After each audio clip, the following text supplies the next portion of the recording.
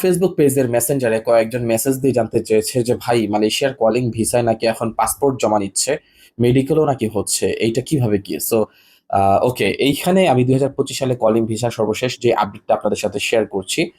Bangladesh high commission থেকে একটা বিজ্ঞপ্তি দিয়ে জানানো হয়েছে যে 2025 সালে মালয়েশিয়ার সাবাতে কলিং ভিসা চালু হয়েছে।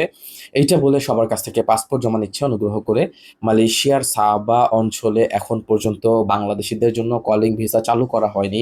আপনার যত কাছের আত্মীয় স্বজনই হোক না কেন, তাকে মালয়েশিয়ার সাবা অঞ্চলে যাওয়ার জন্য পাসপোর্ট দিবেন না, কেননা এখন পর্যন্ত মালয়েশিয়ার সাবা অঞ্চলে কলিং ভিসা চালু করা হয়নি। সো কারণ ইদানিং অনেক এজেন্সি ফেসবুকে ঢুকলেই দেখা যাচ্ছে যে মালয়েশিয়া সাবা প্রদেশে অমুক ফ্যাক্টরিতে কাজ, তমুক কনস্ট্রাকশন প্রজেক্টে কাজ, এত রিঙ্গিত বেসিক বেতন, এগুলো বলে বলে অনেকেই পাসপোর্ট জমা নিচ্ছে। যার কারণে বাংলাদেশ হাইকমিশন থেকে এমন একটা বিজ্ঞপ্তি তারা প্রকাশ করেছে যেন কেউ এই ধরনের ভুল তথ্য দেখে প্রতারণার শিকার না হয়।